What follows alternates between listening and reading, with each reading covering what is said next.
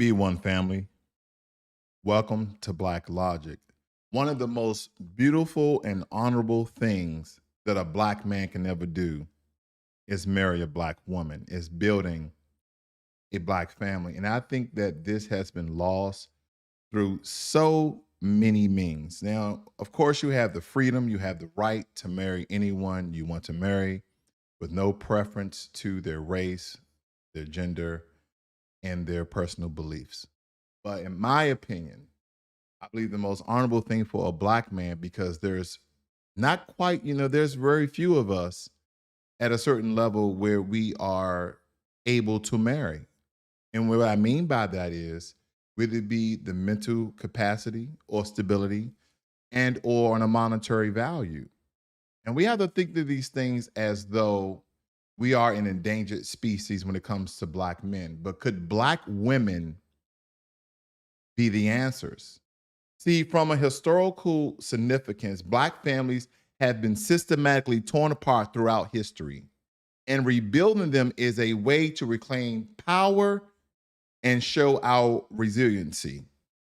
When we think about economic empowerment, by marrying and building families, black men and women can pool their resources together, how meager or how much it may be, whether the black woman makes more and the black man makes less, or vice versa.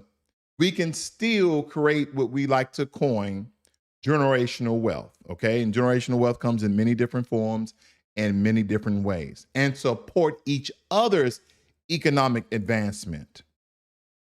Strong black families contribute to the overall stability and prosperity of our community, providing a solid foundation for our children and for future generations. Within the black community, it helps us preserve and celebrate the rich culture that a lot of people think that we don't have, in which we do, to celebrate the rich culture and heritage and our traditions. Now, while acknowledging our beautiful black women, they have made significant strides in education and as well as home ownership. It's important to emphasize that these achievements should not hinder their pursuit of meaningful relationship within the black community. This is where we fall short. During the age of Kevin Samuels, during the age of Fresh and Fit, we have seen so many divisive conversation, whether it be here in America, there in Africa, the Caribbean, and the UK. And the division has been dividing black men and women at a very, very high rate. We have the black women speaking down to the black men. We have the black men speaking down to the black women. But the one thing that we have yet to hear are the solutions. Because believe it or not, even though black men were the first to step out on a relationship and start dating outside their race, black women are right behind them. And that is because that the system, and whatever the system that you account for it to be, has been pushing an agenda to further separate the black man from the black woman. And believe it or not, family, when we're so separated, we're so divisive, we're so entwined with one another, what tends to happen is that we lose power as a race. We lose power as a people. Because believe it or not, majority of black women are dating and marrying black men. Majority of black men are dating and marrying black women, but at a very decreased rate. More so than it was quite some time ago. Because when we look at the 1950s, I know this is such a long time ago for a lot of us. I wasn't even born myself. But it stated that 64% of black men, 14 or older, were married to black women. Okay, of course, the rate for white people are significantly higher because of the population rate. And then we moved to 1960, that decreased by 3%. Now, I want you to stay with me because there's a cause. Again, everyone is looking at today. Why aren't black men on their grind? Why aren't black men in business? Why aren't black men, taking up skills and making a significant amount of money? Because the men that women want, the men that black women want, do not exist at the rate and at the percentage they want them to exist. It's just not their family. For the most part, black women outnumber black men 2 to 1. Black women outnumber black men 2 to 1. And then there's the significant instances in history in present time that farly decreased the number of black available men. Yeah, we can factor in Pookin, Ray Ray, and Tyrone. We can do all those things. We can factor in all those sorts of people. But let me push one thing to you of how, on an intellectual level, how people are continuing to push this narrative that black women should date far outside their race. Even though I digress. Let me just go to the video. We have more black women, right, graduating from college, 2 to 1 to black men. You throw in incarceration rates, you throw in the unemployment rates, and you're saying there's just not enough black men. So it was something very significant. As soon as he said, I'm going to start this over for you guys who didn't hear it, he stated that black women are graduating college at a rate 2 to 1 to black men. But then he also threw in mass incarceration. And I think we throw that term around and we don't really define it. We don't really understand mass incarceration and what occurred during mass incarceration. Mass incarceration started in 1970 and it really didn't end until 2000. And we understand that Joe Biden is the senator when he was in Delaware that created the legislation and was signed by Bill Clinton that incarcerated a very high significant number of black men. Listen in. More black women, right, graduating from college, 2 to 1 to black men. You throw in incarceration rates, you throw in the unemployment rates, and you're saying there's just not enough black men. Well, there are not enough black men for all of the college-educated black women in particular that have the type of husbands that they want to have. The type that they want to have. Now, I put this out, and we had this conversation yesterday, and a lot of people were chiming in, and I decided to ask for questions from viewers. And one of the questions, simply put, is, do black women deserve better than what black men have to offer? That seems like a very heavy question there, but is that essentially what it is? Do we not measure up to the quality of black women right now? That's really a great way to put it. And I will admit that I usually think about it from the other perspective, which is that is it fair to ask black women to sacrifice their own happiness on the altar, as it were, of black men's struggles? And I think not. That is a very, very significant and important question. I mean, the perplexity of that question is mind-boggling because he stated, should black women suffer their happiness, for the struggles of black men? And what they're going to get into is, one, at an educational level, then two, at an income level. Should black women struggle and sacrifice and date down to men who are not at their same educational level and or same at their financial level? What is that? I think not. Okay, what's that sacrifice necessarily when we're talking about, and I asked you this question yesterday, is it always marrying down if the person you're marrying doesn't make as much money or have the same level of education? Could be a good guy. Yeah, he could be a good guy, and lots of relationships work across classes, that's true. But it's also the case that for everyone, not simply for the women, but for the men as well. Now, I want to just point this one thing out. He stated that relationships do work across classes, but because of the times that we live in and certain perspective and certain agendas have been pushed, whether it be by social media and of course politics, this is grading the divide between black men and women, because the only thing you have heard in the past 2 years, family, is how much money does he make? What education does he have? What is, essentially black men bringing to the table, because black women are the table. And again, this is not to be divisive against our black women. This is to point out some stereotypical racial tropes and actual evidence of the cause and effect of the stance and the situation that we are in today as a people. See, people like this intellectual guy, I think he graduated from Stanford, or he's a Stanford Professor, no one, again, is sticking to the root cause. Okay, there's a root cause from every issue in the world. There's a root cause for it.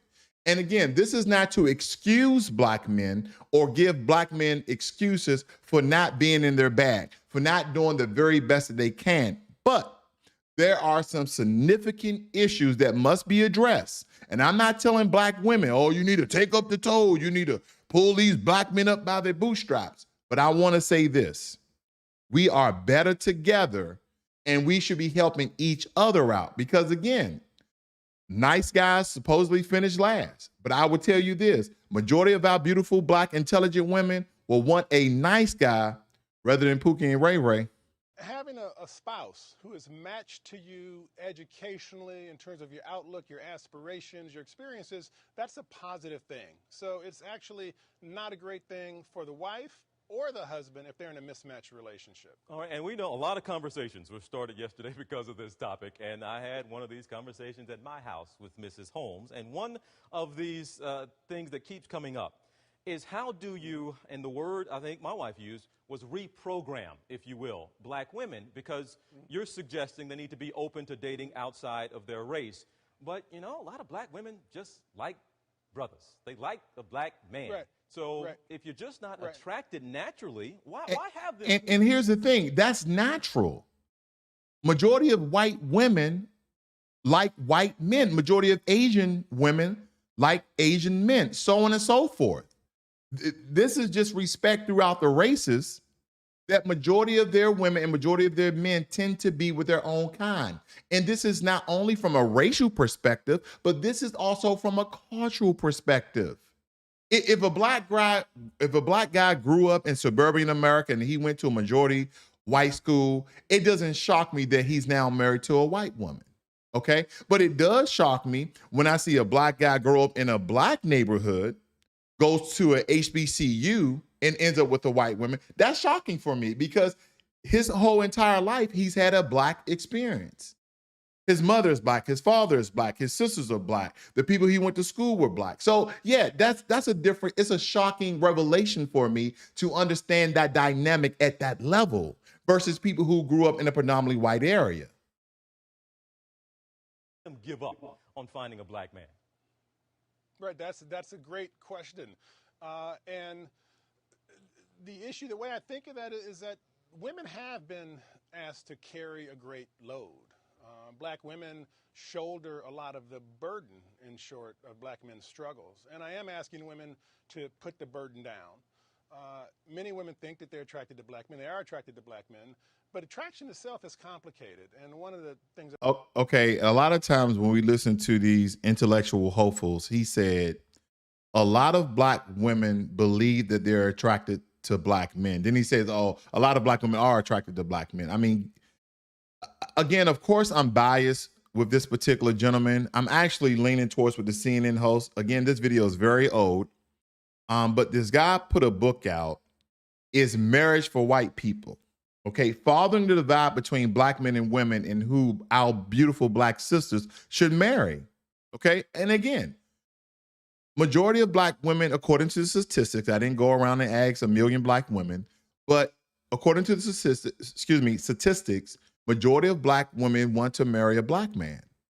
But there's not a lot of black men available according to social norms of what he should have obtained or what he should have made or what he has when it comes to monetary value, home ownership, degrees, certifications, licenses, and skills. That I discovered in the course of writing this book is that there's a whole host of fears and desires and anxieties that animate black women's attraction to black men. Okay, and on that, though, I got another question from a viewer. Judy sent in and said, well, it sounds like you're saying, why should black women give up the good fight? You know, you're not telling them to take on a project of fixing a man necessarily, but why just give up on black men? Right, that is another great question. I actually am asking black women to give up the good fight because the fight hasn't been successful. The fight has not been successful. This is what a friend of mine, Carolyn Edgar, calls a Negro Improvement Project, which is what a lot of black women undertake, and often the results are not so great. So the strategy has been counterproductive.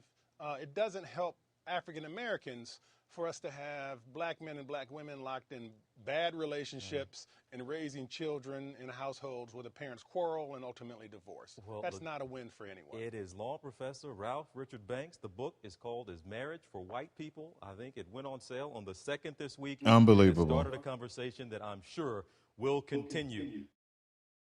Okay, so first and foremost, family, I don't want to get into a narrative that I am putting on the cape for black men to continue to do bad, for black men or black women to settle for the lesser of the sex. I'm not stating that. Do I believe in the called NIP, NIP, Negro Improvement Project, meaning that black women are now going to pull black men up? Am I an advocate for that? I don't know. I'm being very neutral here because I don't really know my stance on this. See, a lot of times you get people on YouTube and they have these discussions and they always have the solutions. They always have the answers. Now, a lot of our women tend to be traditionalists, right? Because they're going off of the social media norms that a man should be paying all the bills, a man should be the protector of the home, and the women should be, barefoot, pregnant, making lunch and dinner. Okay, and the guy takes breakfast at home. But this hasn't been the case. This hasn't worked for us for quite some time because, in reality, family, black women have always been a significant percentage of women in the workforce, okay? And black men as well. So when we look at these significant differences, we have to go to the root cause. So let's go there. And again, this is not to excuse black men of what they should be doing to be a viable candidate and mate for our black women who are on their grind and who are in their bag. This is not for that. In the era of mass incarceration in the U.S. beginning in 1970, the incarceration rate increased by 400% between 1970 and 2000, resulting in the highest incarceration rate in the world. The prison population grew 500% since 1973. Till today, almost 2 million people are incarcerated in the U.S., disproportionately black Americans. And we know it's disproportionately black American men. Let's move on. In 1970, the era of mass incarceration began. This growth in the nation's prison population was a deliberate policy. Now, when we look at the decline of marriage between black men and black women, and we take in toll when mass incarceration occurred, thank you, Joe Biden. I hope you guys don't vote for that white supremacist again. But anyway, mass incarceration occurred in 1970 that disproportionately affected black men. Okay, let's go to the census.gov. Census.gov, federal government site, states that percent never married among those aged 35 and older by sex. And this is from 1890 to 2010. And I want you guys to really home in on 1970.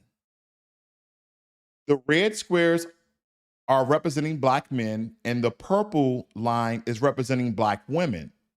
Do you see how white men and white women primarily stayed the same? There was an uptick in the 2000s, kind of the age of social media, but our decline of black marriage happened in 1970. That was the starting point of the decline of the black nuclear family. That was the starting point of disproportionately and socioeconomic disparities within black men and women, was mass incarceration. So when you guys are tuning in to some of the old Kevin Samuels videos, and then, the counter narrative, the Fresh and Fits, and all of these people talking about relationship, these social media platforms are majority black. We either be Black American or Caribbean or African or even those from the UK. All of these gender divide between black men and black women have been very, very divisive. And the only thing it's doing is continue to increase the wedge between our two people. And I'm showing you where it all started. Mass incarceration started in 1970 and ended 30 years later in 2000. And I want you to show where it first started the decline of the black nuclear family in the 1970s and took off in 1980 all the way up to 2010. 2005, 2000, so to speak. But even to this day, we still have these very divisive conversations where we're putting black men on trial of what they have not been doing and what they should be doing. Forth, which do not advantage the black woman, and how much that can impact black men turning away from us. It can impact both black men turning away from black women and black women turning away from black men. You know, we're just getting to, I guess, a term where being dark is in style now. And I hate to use in style, but you know, for a long time, light skin was okay. Oh, light skin man, that was the thing that was popping. Well, Also, we always had Morris Chestnut. I mean, you know, we've always loved him. Black women, for the most part, prefer dark-skinned black men. They are the preference in the community. So I don't understand this notion about black women having a problem with black men's skin and well, I think it does go in and out of fair. style. I mean, comedians always joke about it. Light skin is in. Go ahead, Justin. Finish your point. we're systemically affected by all of these things. When it comes down to who controls media, we're not the ones. Black men nor black women are controlling mainstream media in mass. When it comes down to education, who's inside the history books, who you want to be, who do you see as being valuable? So we're all being brainwashed at times. But you know what, Justin? Black men do control their own standards. Okay, the thing about what the brother is stating, I think they're bypassing some of the things he's stating. He's saying there has been a social media push of the divide between black men and black women. And then he's also kind of hinting at some of the disparities, but they look right past that. My thing is, let's have a healthy conversation. We can talk about the issues, we can talk about the problems, but when does the conversation turn to solutions? Stand-up comedy, and there's always jokes about women's weaves and black women's bodies, policing our hair, policing our butts, and like, you know, I don't know that that's really super helpful. Okay, and again, family, I swear I'm not trying to be divisive in any way or form. But she was talking about black women's weave and black women's hair and eyelashes and nails and etc. Don't forget, a lot of this social gender divide, from my recollection, occurred within black women first. And what I mean by songs like I Don't Want No Strub, You Should Have Married and Put a Ring on It. A lot of these songs, a lot of the music pushed the divide initially. A lot of people are not understanding the early 90s. I mean, at that point in time, we wasn't even married, at a 50% rate. I think even now, black men and women are only married at a 35 to 30% rate, where all other races are married to their own people, essentially, and building. So when we look at this, and again, they're Fox Soul, Jesus Christ. Fox Soul sometimes feels like an anti-black male platform. Okay, and that's just my bias with that. I am trying to encourage black men and women to be together, not to be separate. And I'm not stating that you should accept people in a condition that is not advantageous for your situation. But in my opinion, if a black man is not making $100,000, if a black man is not making $80,000, he's a good dude. He on his grind. He's trying to better himself. And you see that and you're attracted to him. And maybe you're a white collar executive and you're a black woman, but you are attracted to this black man. And when you sit down and speak to him, maybe his vocabulary, his vernacular, his lexicon is not at the same level, but you see potential. A lot of times people say, oh, you shouldn't really marry on potential. Then what should you marry on? What should you marry on? Everyone is constantly evolving, especially if people are working on themselves. My wife and I, we're still working on ourselves. So when I look at these things, family, these are divisive narratives and perspective that's being pushed to continue to divide black men and women. We have so many beautiful black women who are single moms or who have never been married, who have never had kids, who actually wanted to be married. But because of these social barriers that have been in place psychologically, they just can't get past dating a man that they see beneath them, dating a man who makes less than them, dating a man who doesn't have a house because they have a house. Again, family, and I'm gonna beat the drum on this all year long. We are better together. Black women aren't the only one with weaves and Brazilian butt lifts. Sure. But do black Ho. Yeah. There's some sisters. Calm down, lady. Calm down. There are some black sisters going to the DR and going to other places to get some Brazilian butt lifts. But for majority of our black women, they don't need butt lifts. They are naturally built like that. Lord have mercy. do black comedians not make jokes about white women? And then also similar to music industry. Disparaging their looks? No, No, they don't. It's very disingenuous. But it's Similar to music industry, you may have an artist that speaks about killing one another, but there's a lot of artists who talk about great things and helping and building the community. But who gets on the radio? Who gets on the television? And so, yes, there are those who are going to have a negative impact and have their negative things to say. But even more so, who's putting the dollars behind it to say, okay, this is what we want to put the spotlight on. It's much bigger than just us. Now, let me play Angel's Advocate here. The sister did say something. They state when comedians get up and they're speaking about black women, it's always personal. It's always something physical. And when they're speaking about other races, they're not speaking about things that are physical to their women, right? That was a really good point, which is true. I do agree with that. But now he's pushing a narrative that where is the money coming from and what's being highlighted? Again, this is not an agenda for black men. Black men just don't wake up and say, you know what, I'm gonna put down my beautiful black sisters, even though they're doing educationally better than us, they're doing economically better than us, they have a higher rate of home ownership, but I'm gonna figure out something to combat and counter all the divisive and negative things they're saying about black men. No, these are really small capsules that has been funded by certain groups to push an agenda to further divide black men and women. And what does that occur? There are some black men and women out there just for the bag. They understand that negativity drives the internet. Negativity drives social media. People are more in tune to listen to negativity than positivity. Even in this video, because I'm trying to push black men and women together and understand their social economic disparities and disproportionate effects that we've had throughout history. People don't want to listen to that. They rather have me down the black woman. They rather have me down the black man. That won't happen today because, listen, before we get into this, hold on. Dr. Cheryl Giudice, you're a sociologist. How does this imaging of black women and the imaging of the relationships between black men and black women, how is it impacting our actual real life relationships? Well, I'll probably start a whole nother controversial conversation when I say the root of this is low self-esteem.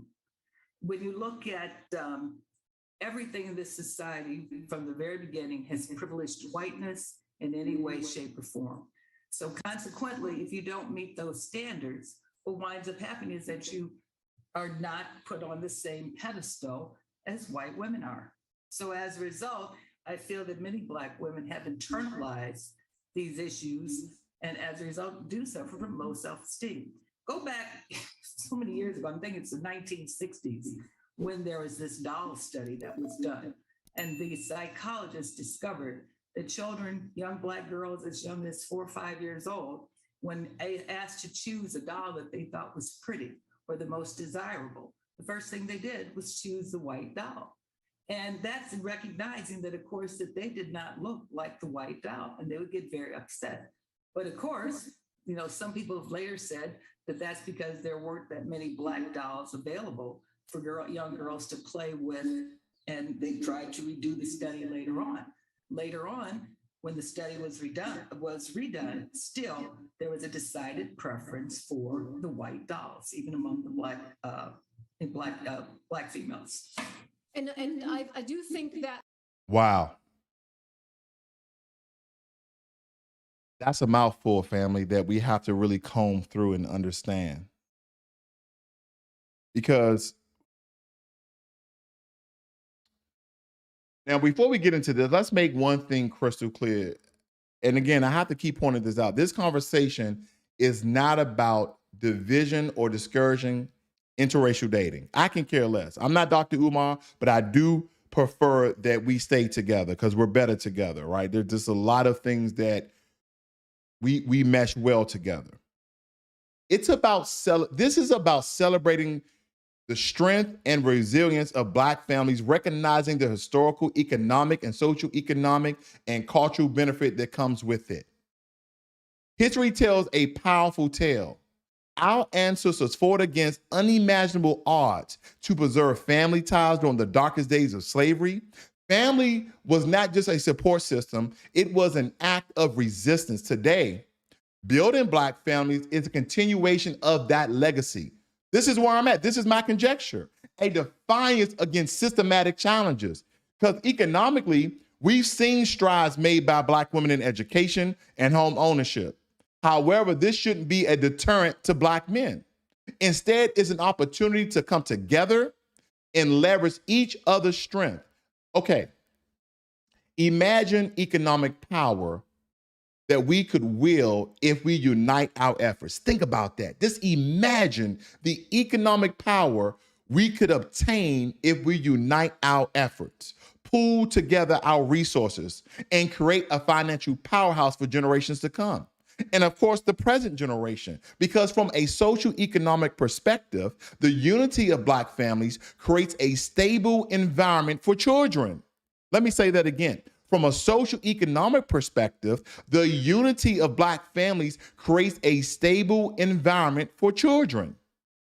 You see, we have now, I remember when at a high rate, especially back in the 90s and early 2000s, where Black men really were stepping out and dating outside their race. So we had a lot of mixed children, okay? And there was a time where mixed children were still stating, I'm Black. My father's Black. I'm Black. My mother's Black. I'm Black. Now we have a new age of Generation Y and Generation Z, like a mix. So they tend not to lean one way or another, even though majority of these kids who are mixed look predominantly Black. Because what we have to understand is fostering a sense of identity and belonging when we're looking at ourselves in the mirror. It provides a foundation for us to navigate the world with resiliency, knowing that we have a strong support system at home, building the Black family. Because let's talk about culture, right? We have shaped our experiences, our traditions, our values. These are threads that weave the beautiful tapestry of our Black culture. Marrying within our community ensures that the preservation and continuation of these rich traditions, passing them down to future generations. See, if we continue to marry outside of our race at the current rate, there will be no Black culture.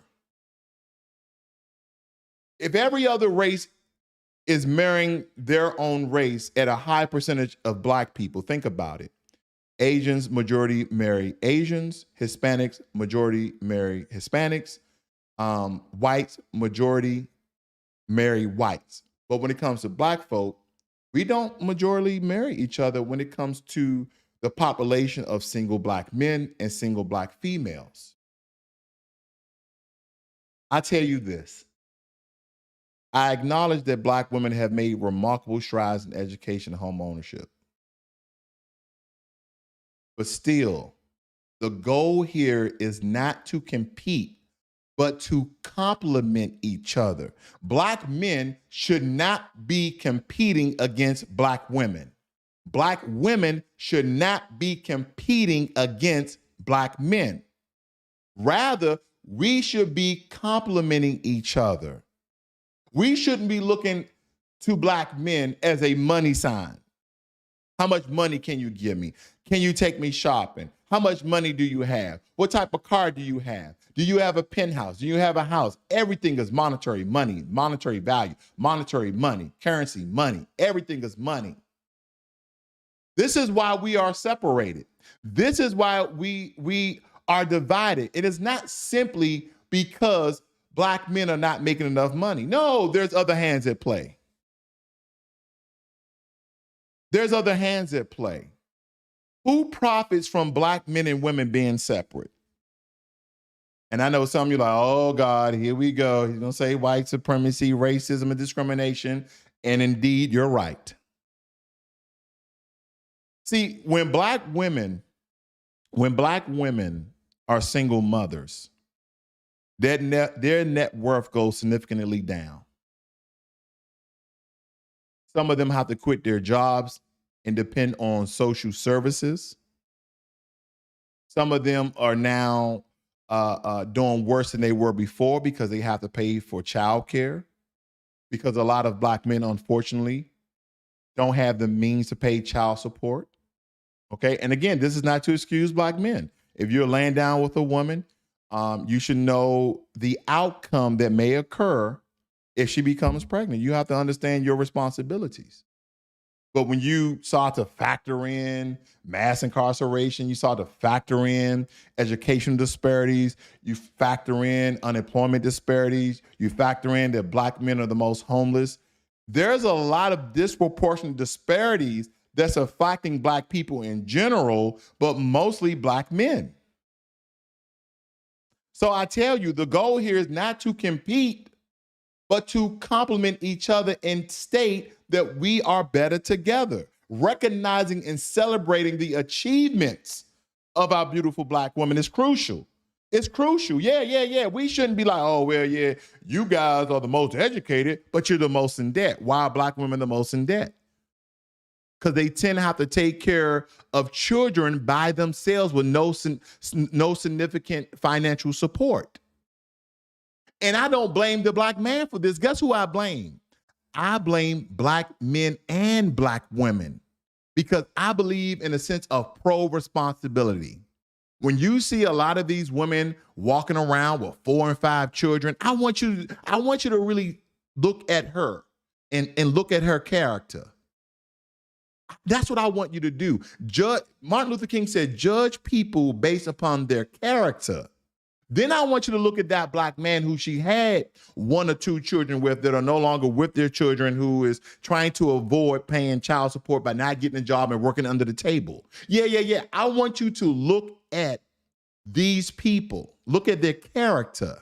Because what I start to realize is women who have went off and went to college and got their degrees and started their career in corporate America, they tend not to have a lot of children.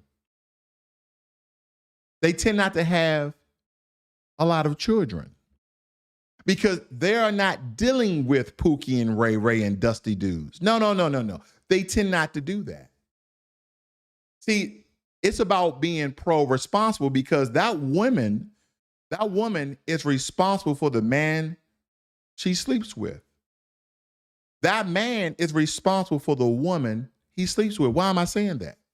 Because when we see a lot of these children that are occurring out of wedlock, a lot of these children who are not being taken care of by that significant other, mostly not being taken care of by the black man, look at the character of that black man.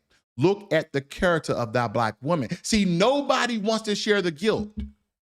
Nobody wants to share the guilt.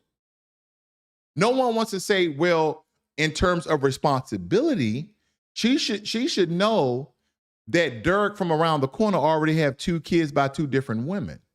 But because Dirk is so fine and he got the swag and he on fleek, I don't know the words they're using today, so excuse me.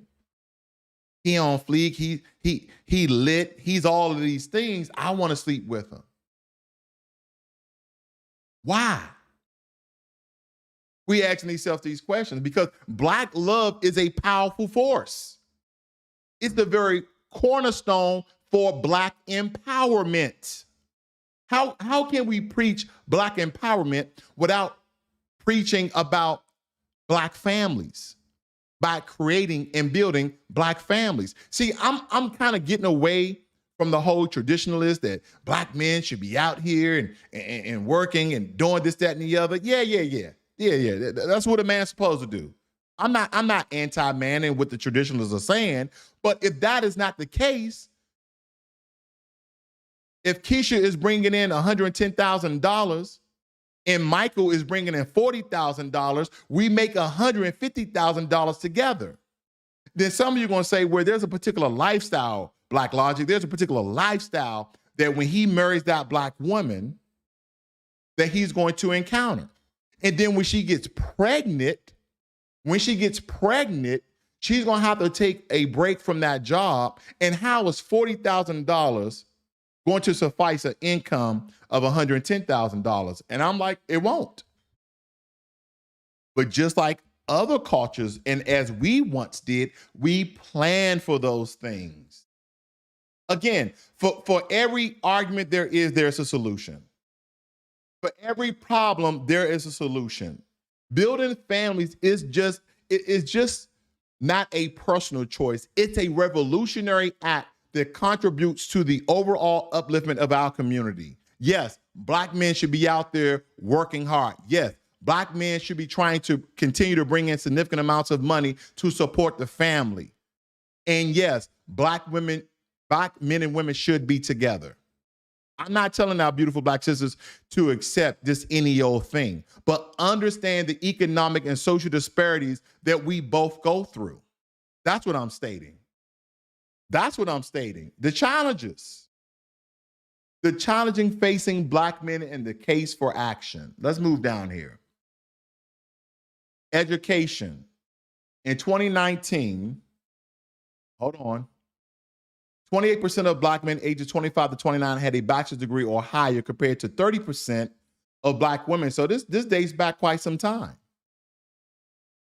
Compared to 30% of Black women, over 40% of white men, and nearly half of white women, according to National Center of Education Statistics. Young Black men are poorly served by schools. And we see dark blue represented for Black men and light blue represented for Black women compared to their white counterparts. And we see when it comes to associate's degree, bachelor's degree, and master's degree, Black women have a higher number that they're obtaining degrees than Black men.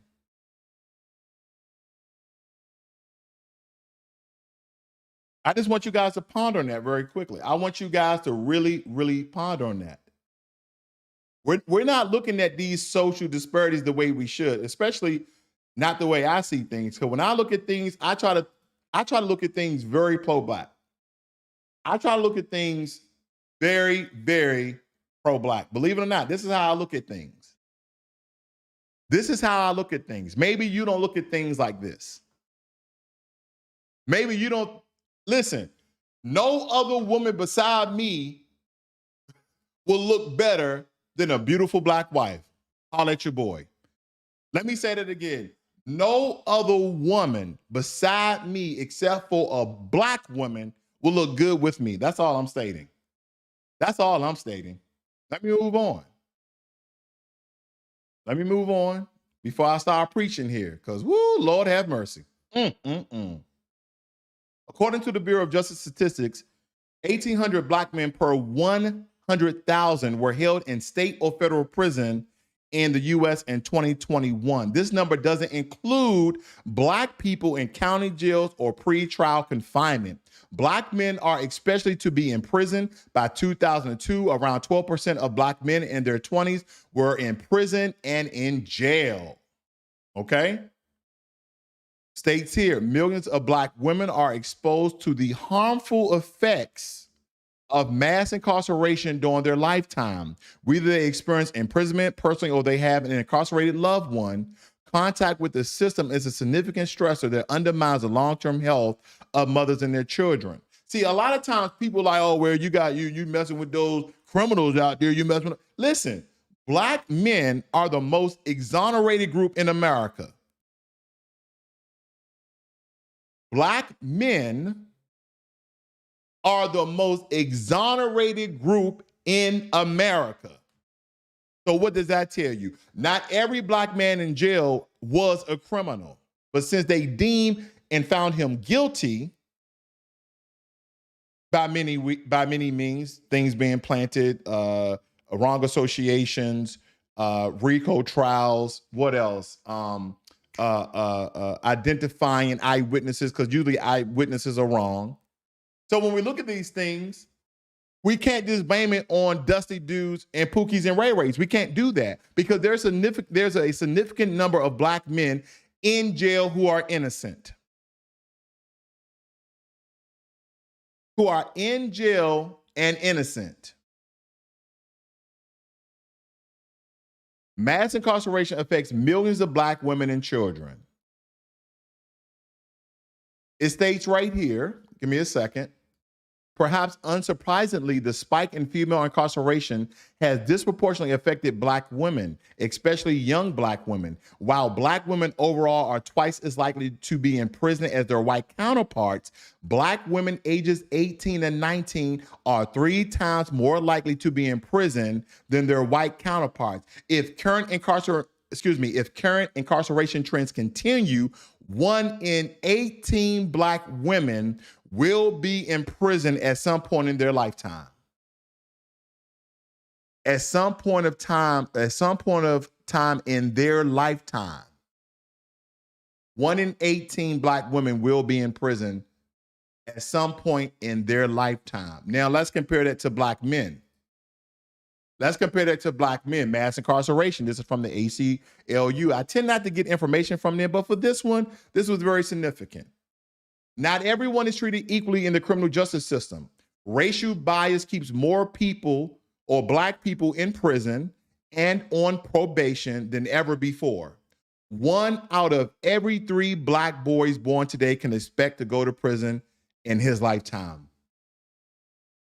1 out of every 3 black boys today can expect to go to prison in his lifetime.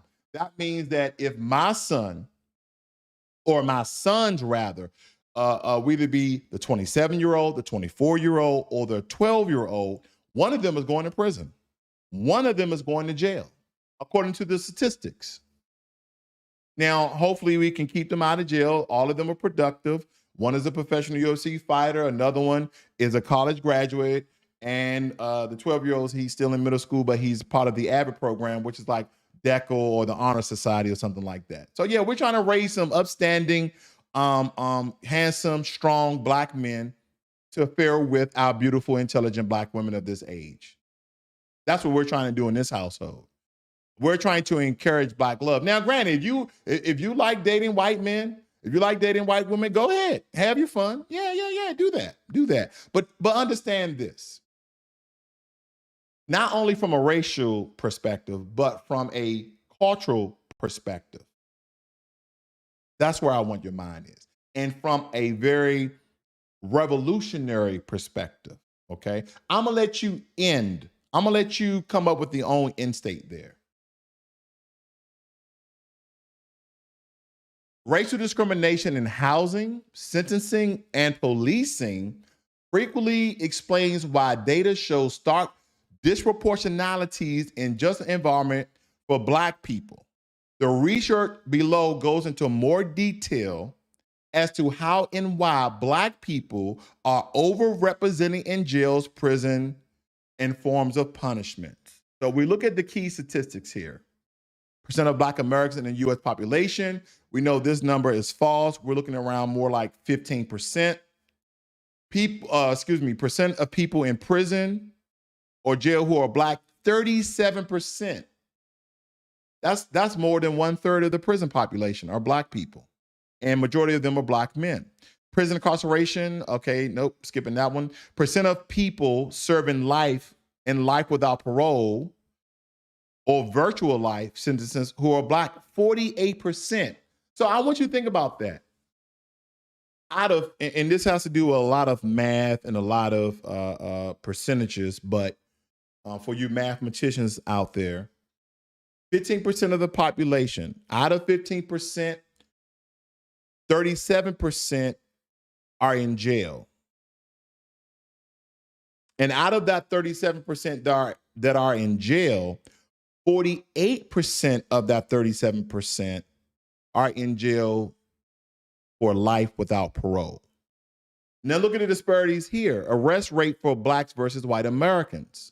Blacks, 6,109 versus whites, 2,795 per 100,000.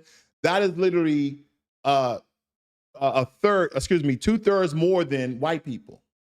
3 times the amount, rather. 3 times the amount. Almost 3 times the amount black people are going to jail versus whites. Number of arrests for black Americans in 2018, 2.8 million people have been arrested. And this is in 2018. Percent of black people on probation or parole who are black, 30%. So as I started off, family, we have to factor in the root cause of the situation that black people are in, especially when we're talking about black men. Because the question is this: are black women the answer?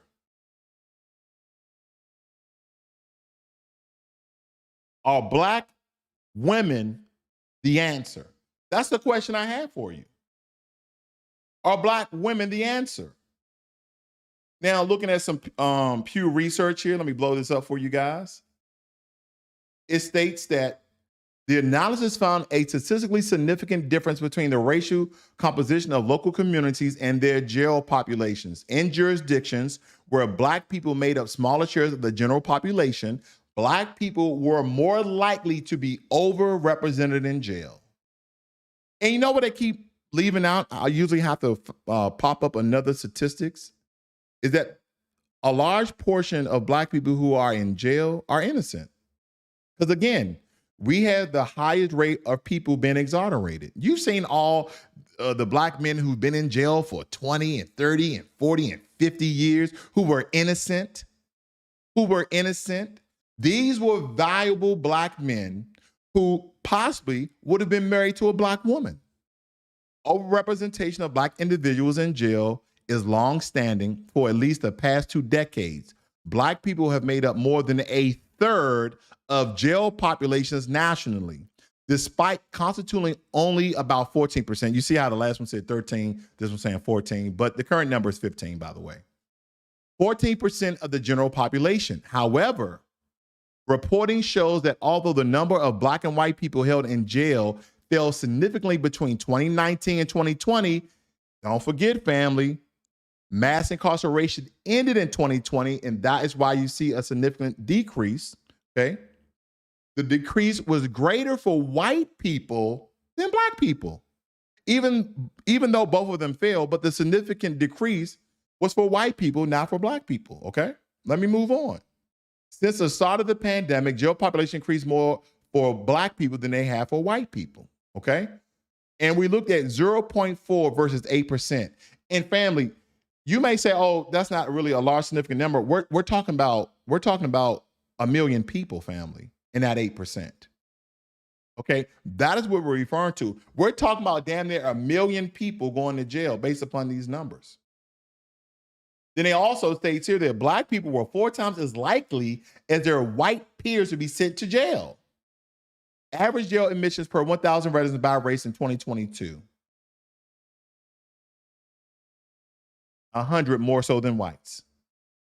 So when we're not giving excuses for black men, we're not giving excuses for black people in general. We're just giving you the truth. We're just giving you the statistics.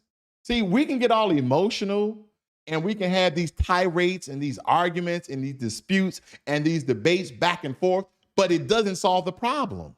If black women, majority of black women, not all, okay, we got some people who like to swirl. That's fine. Do your thing. Have fun. But for those who want to marry black, understand what has occurred to our people. Understand in the current times that these divides are not just being pushed by you or by the black man or by you or the black woman. It's being pushed by people who are funding these agendas and putting these topics to the forefront. That's where these things are being pushed. Black people most likely to be held in jail for more than 3 months. A shared individual released in 2021 and 2022 spent over 90 days in jail. Look at this. Black versus white. Let's move on. Black marriage in America. Okay, let me decrease it so you can see everything here. It says over the last few decades, let me see if I can push this over some. There we go. Over the last few decades, marriage has been a declining institution among all Americans, and this decline is even more evident in the Black community. In 2020, only 30% of Black Americans were married compared to 48% of all other Americans. Half, 50% of Black Americans have never been married compared to 34% of all Americans. This is one of the reasons, okay? This is one of the reasons, not the sole reason, family. This is one of the reasons why we continue to be part of the poverty class. Yeah, we have the system of white supremacy, discrimination, bias. We have all those things working against us. But us being separated from one another contributes to this status that we're currently in. After viewing the available data, we can see that although fewer Black women are now married, more Black women than Black men have been married at least once. This is because a higher percentage of Black women are divorced and widowed than men. Also in 2020, just under half or 48% of Black women had never been married, which is up from 44% in 2008. Wow. There's a lot of single people out here, family, and we are struggling. See, here's the thing. We want to struggle together, but we don't want to build together. You remember the thing that our women used to say, I can do bad all by myself. No. We're doing bad together. We're just not together. I'm doing bad over here by myself. You're doing bad over there by yourself. Now, granted, if we come together, I promise you, boo-boo, that we'll be doing a lot better. I promise you that. Black marital status. When it comes to Black men, 33%, Black women, 27%. This is married. There's more married Black men than they are married Black women.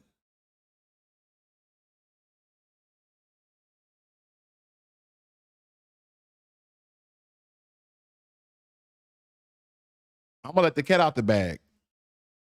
I see my brother Jermaine Anderson, Queen Chief of Three Kings, Bulls fan. Nice to see you gentlemen in here. Ladies, if you're watching, nice to see you beautiful ladies in here as well. I've been married 3 times. I was going to continue to find me a beautiful, Black, intelligent woman. I didn't care if she had a degree. I just had a preference. That's all I had, a preference. And my preference is very, very simple. Someone nice, easy to talk to, and someone I get along with. Of course, there was some very nuanced things, but they wasn't really that big. Let me tell you something. When I met my wife, my wife was like, oh, there's a lot of beautiful, beautiful Black women out here that, that have the things that you want. Just you. I can only find you. I've been married 3 times, baby, and you're the one who fit the mold. You're the one who fit the mold. Yeah, don't lie to me. She couldn't lie to me. She couldn't tell me. Because I'm looking at right here. And here's the thing. A lot of Black women, I think this started to occur in 2021, where there was this Black women who just wanted to have babies by Black men. They wanted a Black child. That's cool, right? But when you have a child, it can either be a female or male. And because you really didn't want to have a relationship with that male, but you want to have his baby because maybe you didn't see him as a father figure. Now, as a Black woman, you are raising a Black male. So my thing is, I'm not trying to have women judge men based upon their income level. I wish that we all can judge one another by our character versus the money amount. Is that a harmful ask for us to be together? And then when it comes to never married, 52% of Black men never been married and 48% of Black women never been married. But when it comes to the US altogether, 34%. Employment. Oh yeah. We have to speak about deployment. We want to speak about this because he needs to be 6 feet. And I'm just joking, ladies. That's not how you guys speak. My wife always get on me when I'm talking about he gotta be 6 feet, he gotta be 6 foot tall, and he have to have a 6-pack. And I keep telling people, I got a 1-pack. It's pretty solid. It's pretty solid. 1-pack is pretty good. Okay. And I'm not 6 feet, I'm about 5'10" and a half, but I tell people I'm 5'11", okay? And I look tall on camera because I put the camera, okay, I won't tell you all that. I won't tell you all that. I'll just show you. You see how I look taller? I'm trolling myself. But anyway, Black American employment, ages 25 to 64. Black men, 66%. Okay, this is employed versus Black women, 70%. So even the Black women are more employed than the Black men. Then it says not in labor force, 27% of Black men are not in the labor force, and 25% of Black women not in the labor force. Unemployed, 6%. So Black men are more unemployed than Black women. So there's all these disparities. So some would like to believe that Black men are just stupid, lazy, and don't want to do nothing and want to depend on Black women. Because I've seen the videos from 2021, especially in 22 and 23. I've seen all the videos of all the divisiveness within our race, of dividing one from another. That Black women have this and Black women have that, and Black men should be doing this and Black men should be doing that. And then Black men like, oh, what about her nails? What about her eyelashes? What about her body? Listen, we don't have to have these conversations. We don't. We don't have to have these conversations, not at all. Because when I look at it, we're doing bad all by ourselves. But I tell you, if we come together, we'll do a lot better. Here's the thing, gentlemen. If you're not a sociologist, if you're not a relationship expert, and women are asking, then we don't have to comment on it. If you don't want a woman who appears to be overweight, overfat, and obese, then you don't have to date her. You don't have to approach her, and you sure don't have to talk about her. But let's say, for instance, you meet a beautiful Black woman who's overweight, and she's struggling with her weight, but she has the encouragement and motivation to go out and lose it. Why not give her a chance and help her along the way? See, whatever happened to supporting and assisting one another? What if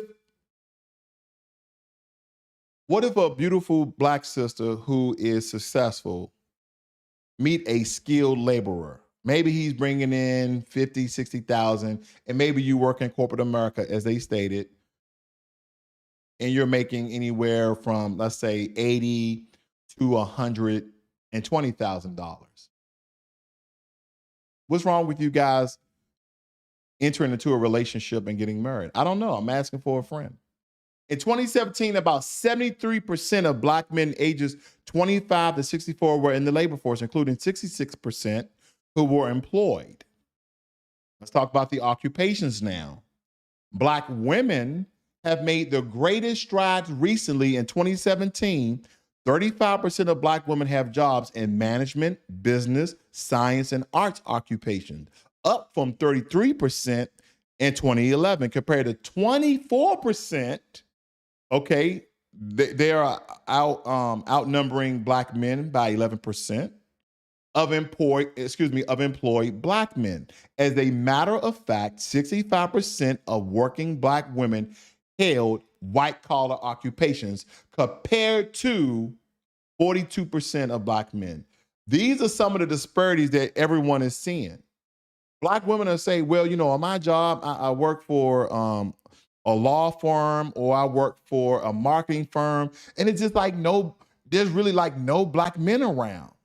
And family, have we factored in the significant amount of Black men who are part of the LGBTQ community? So we have to make all of these factors. We have to factor in the homeless population. We have to factor in the mass incarceration population. And also in the mass incarceration population, we have to factor in those Black people who are on trial to be exonerated, who have been exonerated, who are probably not healthy candidates because they've been in jail 20, 30 years.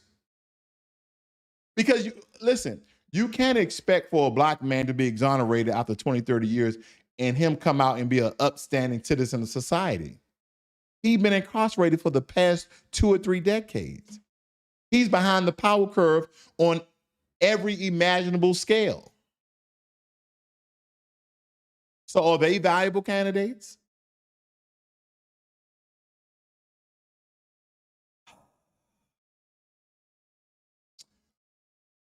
Civil employed population 16 and over. It says men civilized employed population. And we're just looking at the different percentages that we have here. And then last but not least, college and university, right? And this is blackdemographics.com. And I want you guys to always note the source. They're not just coming up with these numbers. These sources are from the United States Department of Education, National Center of Education Statistics, and U.S. Department of Justice Office. And if you go back, a lot of these are coming from the censusbureau.gov when we're looking at the different numbers here, like this one, U.S. Census Bureau.gov. So these are coming from reputable sources. They're not just coming up with these figures. Black men in college and university, over 1 million compared to Black men in prison, 200,000 less than 1 million. But that's a significant amount of Black men in prison that could be with Black women.